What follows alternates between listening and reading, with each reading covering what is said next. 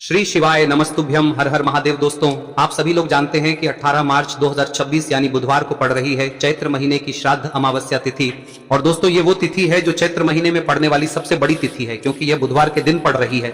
और इसी दिन किया गया एक तेल के दीपक का उपाय कभी भी खाली नहीं जाता है और इसका बहुत ही बड़ा और विशेष महत्व होता है।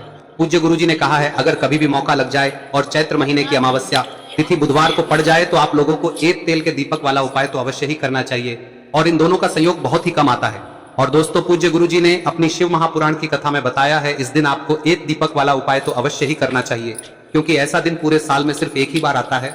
और दोस्तों, आप सभी लोग जानते हो कि चैत्र अमावस्या का अगर सबसे बड़ा कोई उपाय है तो वो एक तेल के दीपक वाला उपाय है। तो दोस्तों, इस अमावस्या के दिन आप लोगों को इस एक दीपक वाले उपाय को जरूर करना है। बहुत सारे लोग होंगे जिन लोगों ने इस उपाय को न किया हो, मतलब पूरा साल निकल गया और उन्होंने किसी भी दिन इस दीपक वाले उपाय को न किया हो। पर दोस्तों, आपके पास एक आखिरी मौका बचा हुआ है, जो कि 18 मार्च के दिन है। तो इस दिन आप लोगों को इस वाले उपाय को जरूर कर लेना है। भले ही आपने पूरे साल भर इस उपाय को ना किया हो, पर अगर आपने इस चैत्र महीने में पड़ने वाली अमावस्या के दिन अगर इस वाले उपाय को कर लिया तो आपको इस उपाय को करने का वो फल मिलेगा जिसकी आपने कभी कल्पना भी नहीं करी होगी। इसीलिए आप लोग इस वाले उपाय को एक बार जरूर कर लेना, ताकि आप लोगों के हाथ से यह मौका ना जा सके और आपको इस उपाय को करने का फल मिल सके। दोस्तों, यह उपाय पंडित जी ने अपनी अभी की ही शिव महापुराण की कथा में बताया है, जिस उपाय को आज हम आपको बहुत अच्छे से समझाने वाले हैं। इस वीडियो को देखने के बाद इस उपाय को समझने के लिए आपको कोई और वीडियो को देखने की जरूरत नहीं पड़ेगी। तो चलिए दोस्तों, उपाय को शुरू करते हैं। देखिए, यह इस चैत्र महीने के बुधवार के दिन यह इतना खास होता है, इतना महत्वपूर्ण होता है। देखा गया है कभी कभी बड़े बड़े पूजा पाठ अनुष्ठान से जो मनोकामना पूर्ण नहीं होते, वो इस चैत्र महीने के अमावस्या के दिन एक छोटे से उपाय करने से ही आपकी मनोकामना पूर्ण हो जाती है। और बहुत सारे लोगों ने इस उपाय को किया भी है और उनको इस उपाय को करने का फल भी जरूर मिला है। अगर आप लोग भी इस उपाय को बुधवार अमावस्या के दिन करना चाहते हैं तो आप इस उपाय को पहले अच्छे से समझ लेना, सुन लेना, उसके बाद करना। आपको इस उपाय का फल जरूर मिलेगा।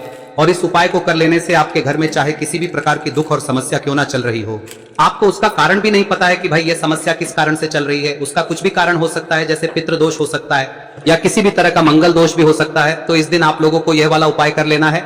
यह एक ऐसा उपाय है जिस उपाय को अगर किसी विशेष दिन पर किया जाए तो भाई उस विशेष दिन का जो है वह तो हमें मिलता ही मिलता है, पर हमने उस दिन पर इस उपाय को किया है तो हमें उससे भी बड़ा फल मिलता है और फल बहुत जल्दी मिलता है, क्योंकि आप इस उपाय को बहुत ही बड़े और विशेष दिन पर कर रहे हो।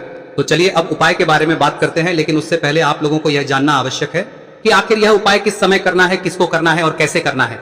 तो चलिए हम आगे आपको वीडियो में एक एक करके बता देते हैं। लेकिन उससे पहले अगर आप लोग हमारे चैनल पर नए हैं तो हमारे चैनल को सब्सक्राइब कर लेना और इस वीडियो को लाइक करके कमेंट बॉक्स में श्री शिवाय नमस्तुभ्यम ओम नमः शिवाय जरूर टाइप कर देना। और अपने फायदे के लिए, गरीबी दूर करने के लिए इस वीडियो को पूरा देखकर जाना, तभी आपको लाभ की प्राप्ति होगी। यदि आज आपने वीडियो को बीच बीच में से देखा, काट काट कर देखा, तो आपको जीवन में कभी सफलता हासिल भी नहीं हो। तो दोस्तों, इस एक दीपक वाले उपाय को हमें इस अमावस्या के दिन कैसे करना है, किसको करना है, किस समय करना है और कहां पर करना है, ये सारे सवालों के जवाब आपको इस वीडियो में मिल जाएंगे। और जो ये वीडियो देखेगा भाई, उसको एक तेल के दीपक वाला उपाय जरूर करना चाहिए, क्योंकि इस दिन दीपक का भी बहुत ही बड़ा और विशेष महत्व होता है। और जब बात आ जाए एक तेल के दीपक की तो ये सोने पे सुहागा वाली बात हो जाती है और ये एक बहुत ही बड़ा उपाय हो जाता है इस चैत्र अमावस्या का। अब हम समझते हैं इस वाले उपाय को हमें करना किस समय है, इस एक दीपक वाले उपाय को हमें इस अमावस्या के दिन करना किस समय है। तो देखिए, इस उपाय को करने का जो समय है वह सुबह का समय है और शाम का समय भी है। अब देखिए, यहाँ पर हम मुख्य रूप से सुबह का समय नहीं बोलेंगे, क्योंकि 18 मार्च बुधवार अमावस्या का दिन है और इस दिन प्रदोष काल के समय का बहुत महत्व होता है। बाकी अगर सुबह के समय भी करेंगे तो भी अच्छा होगा, उसमें कोई भी दिक्कत वाली बात नहीं है। तो चलिए जानते हैं इस विशेष उपाय के बारे में।